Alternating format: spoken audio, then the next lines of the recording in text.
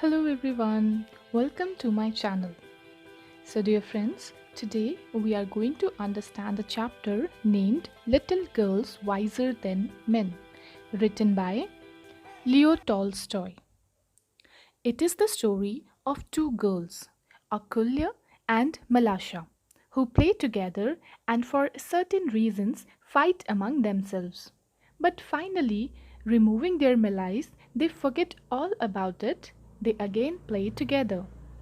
So, Leo Tolstoy has very nicely characterized the innocence of not only those little girls but children's as a whole in the present lesson. So, without any delay, let's start. It was an early Easter. Sledging was only just over. Snow still lay in the yards, and water ran in streams down the village street. Now, here we are being described the landscape how it was that morning. So it was an early Easter Easter एक festival होता है Christians का, तो ये उसकी सुबह सुबह की बात है. Sledging was only just over. Sledging means जब स्नो के ऊपर राइडिंग करते हैं, तो वो अभी अभी ख़त्म हुई थी. स्नो स्टिल ले इन द यार्ड्स, पर अभी भी आंगन में जो स्नो है, बर्फ़ है, वो अभी भी वहाँ पे है. And water ran in streams down the village street, और उस स्नो की वजह से जब वो पिघलती है तो उसका जो वाटर बह रहा है वो अभी भी गलियों में बह रहा है. Two little girls from different houses happened to meet in a lane between two homesteads, where the dirty water, after running through the farmyards, had formed a large puddle. दो छोटी छोटी गर्ल्स जो कि डिफरेंट हाउसेस को belong करती हैं, वो एक लेन मीन्स एक जो छोटी सी नैरो सी स्ट्रीट होती है वो वहाँ पे मिलती हैं, जो कि दो होमस्टेड्स के बीच में है. होमस्टेड होता है ऐसे हाउसेस जिनके आसपास या तो घर होते हैं या फार्म होते हैं, ठीक है. उनके बीच की जो गली है वो वहाँ पे मिलती हैं. Where the dirty water after running through the farmyards had formed a large puddle. और फार्म यार्ड में से वो जो पानी कीचड़ वाला पानी गलियों में बह रहा है वो एक जगह पे आके इकट्ठा हो जाता है और वहाँ पे एक खड्डे में वो कीचड़ का पानी भर जाता है पडल में. One girl was small, the other a little bigger. एक गर्ल छोटी है और जो दूसरी गर्ल है वो थोड़ी सी बड़ी है. Their mothers had dress them both in new frocks. उनकी मदर्स ने उन्हें न्यू फ्रॉक्स पहनाई हैं. The little one wore a blue frock and the other wore a yellow one, and both had red handkerchiefs on their heads.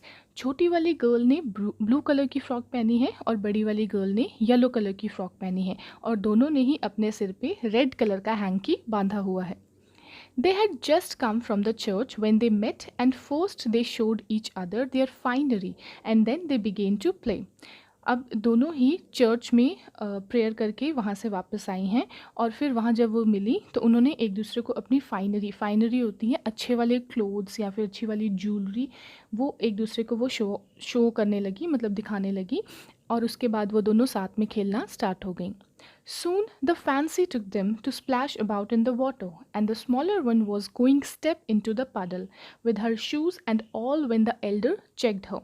So उसके बाद जैसे ही वो खेल रही थी उसके बाद द फैंसी टुक देम, इसका मतलब होता है when you feel like doing something. Okay, to splash, splash होता है किसी पे पानी उछालना या कीचड़ उठाना या स्कैटर कर देना. तो वो जो वहाँ का पानी जमा था तो वो पानी वो एक दूसरे के ऊपर फेंकने लगी.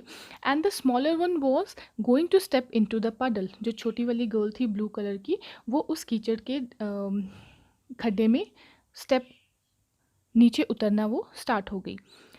विद हर शूज़, मतलब अपने शूज़ के साथ. And when the elder checked her, जब एल्डर ने उसे देखा. Don't go in so Malasha, said she, your mother will scold you. I will take off my shoes and stockings and you take off yours. फिर अकुल्या ने, जो कि बड़ी वाली गर्ल है, उसने मलाशा जो कि छोटी गर्ल है उसको बोला कि तुम उस पडल में मत जाओ, तुम्हारी मदर तुम्हें डांटेगी. स्कोल्ड करना होता है जब कोई आपसे गुस्से में बात करता है.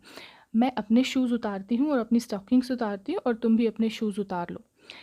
दे डिड सो, दोनों ने वैसे ही किया. And then picking up their skirts began walking towards each other through the puddle, और दोनों ने अपने शूज़ उतार के एक दूसरे का हाथ पकड़ के वो उस पडल में उतर गई.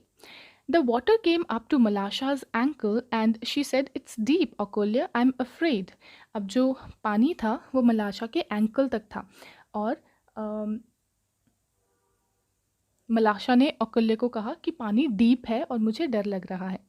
Come on replied the other, और दूसरे ने कहा कोई बात नहीं, don't be frightened, it won't get any deeper, डरो मत, इससे ज़्यादा डीप पानी नहीं होगा।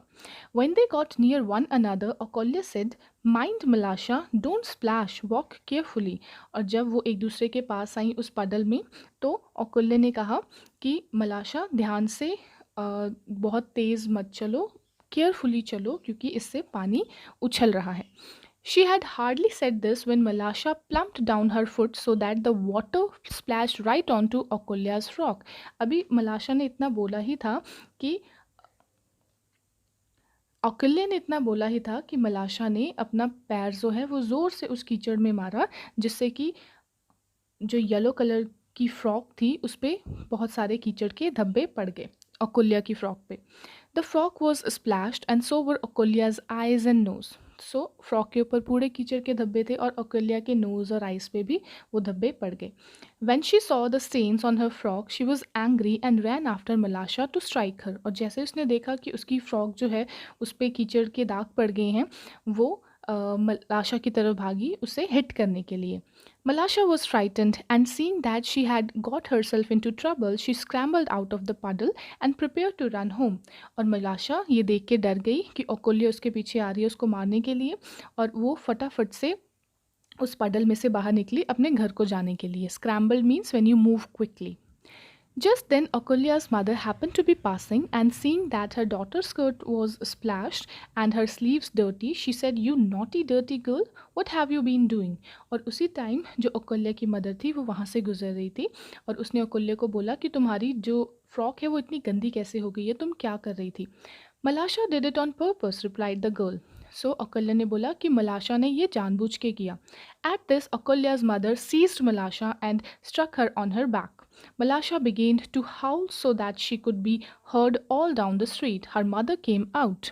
So जब अकुल्या ने अपनी मदर को बोला कि मलाशा ने जानबूझ के मेरे ऊपर कीचड़ फेंका है, तो अकुल्या की मदर ने मलाशा के बैक पर हिट किया। सो मलाशा बहुत ज़ोर से रोने लगी सो दैट सबको आवाज़ जाए, और उसकी मदर वो भागते भागते मलाशा के पास आ गई। What are you beating my girl for? said she। अब उसने पूछा अकुल्या की मदर को कि तुम मेरी गर्ल को क्यों मार रही हो? And began scolding her neighbor। और वो उसको डांटने लगी। One word led to another and they had an angry quarrel। और एक बात से बढ़ते हुए दूसरी बात हुई और उनके बीच में लड़ाई झगड़ा हो गया। The men came out and a crowd collected in the street। Everyone shouting and no one listening। और लोग भी वहाँ पे आ गए और वहाँ पे एकदम भीड़ इकट्ठा हो गई और सब एक दूसरे पे चिल्ला रहे थे और कोई किसी की बात नहीं सुन रहा था। They all went on quarreling। सब लड़ने झगड़ने लग गए till one gave another a push and the affair had very nearly come to blows when Akulya's old grandmother stepping in among them tried to calm them। और एक दूसरे के साथ धक्का मुक्की होने लगी। अफेयर मीन्स इवेंट और come to blows means when people start fighting with each other. ठीक है, वो हाथों से एक दूसरे से लड़ने लगे, और उस टाइम जो अकुल्या की ग्रैंड मदर थी वो आगे आई सबको शांत करने के लिए। What are you thinking of friends? Is it right to behave so on a day like this too? It is a time for rejoicing and not for such folly as this. अब Akulya की grand mother ने सबको समझाया कि तुम सब क्या कर रहे हो, आज का दिन तो एक सेलिब्रेशन का दिन है, ईस्टर का डे है, और आज के दिन हमें जॉय करना चाहिए, हमें ऐसे फूलिश हरकतें नहीं करनी चाहिए, हमें एक दूसरे से नहीं लड़ना चाहिए। They would not listen to the old woman and nearly knocked her off her feet। और किसी ने उसकी बात नहीं सुनी और नियरली वो गिरने ही वाली थी उस लड़ाई झगड़े में। And she would not have been able to quiet the crowd if it had not been for Akulya and Malasha themselves। और वो बिल्कुल भी क्राउड को शांत करवाने की कोशिश ना करती अगर ये अकुल्या और मलाशा खुद ना कर पाते।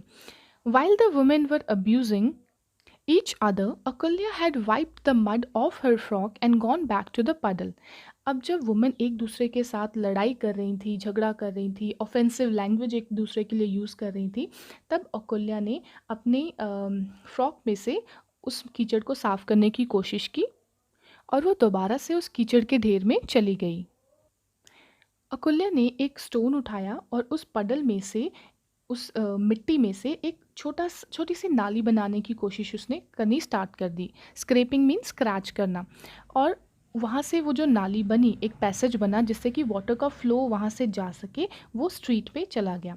Presently मलाशा joined her with a chip off would, helped her dig the channel, और मलाशा ने भी उसको जॉइन किया। वो एक लकड़ी का टुकड़ा लेकर आई और उसने उससे एक नाली बनाना, चैनल बनाना स्टार्ट कर दिया, सो दैट वो जो खड़ा पानी था वहाँ पे, वो वहाँ से बह सके, आगे जा सके। Just as the men were beginning to fight, the water from the little girl's channel ran streaming into the street towards the very place where the old woman was trying to pacify the men। और जैसे ही छोटी girl ने और दोनों girls ने वहाँ पे एक चैनल बनाना स्टार्ट किया, तो वहाँ का जो पानी, रुका हुआ पानी था, वो मूव होना स्टार्ट हो गया और स्ट्रीट में उस जगह चला गया जहाँ पे सब लड़ रहे थे, और जो ग्रैंड मदर थी वो सबको शांत कराने की कोशिश कर रही थी। The girls followed it, one running each side of little stream, और गर्ल्स ने उस पानी को फॉलो किया, एक चैनल के एक साइड पे थी और दूसरी दूसरे साइड पे। Catch it Malasha, catch it, shouted Akulya while Malasha could not speak for laughing. और भागते भागते वो एक दूसरे को पकड़ने की कोशिश करने लगी और आपस में मज़े करने लगी। Highly delighted in watching the chip float along on their stream, the little girls ran straight into the group of man. और वो जो वुड थी और लकड़ी का टुकड़ा था, जब वो उस पानी में बहने लगा, तो वो दोनों बहुत इन्जॉय कर रही थी, उसको पकड़ने की कोशिश कर रही थी, और वो उस मेन के ग्रुप में पहुंच गई जहाँ पे सब लड़ाई कर रहे थे। And the old woman, seeing them, said to the men, "Are you not ashamed of yourselves to go fighting on account of these lassies, when they themselves have forgotten all about it and are playing happily together?" और उन दोनों girls को अच्छे से खेलता हुआ देखकर grand mother ने सबसे कहा कि क्या तुम्हें अपने आप पे शर्म नहीं आ रही कि तुम लोग इस छोटी सी वजह से आपस में लड़ना स्टार्ट हो गए हो, और ये गर्ल्स उस बात को भूल के आपस में खेलना भी शुरू हो गई हैं। Dear little souls, they are wiser than you. Grandmother सबको समझाने लगी कि ये छोटी छोटी गर्ल्स तुम सबसे समझदार हैं। The men looked at the little girls and were ashamed, and laughing at themselves, each went back to their own homes। और सब एक दूसरे को देखते हुए आपस में थोड़ी सी सबको शर्म आई कि हम एक दूसरे से लड़ रहे हैं और ये दोनों गर्ल्स कितने अच्छे से खेल रही हैं, और सब हंसते हुए अपने अपने घर वापस चले गए।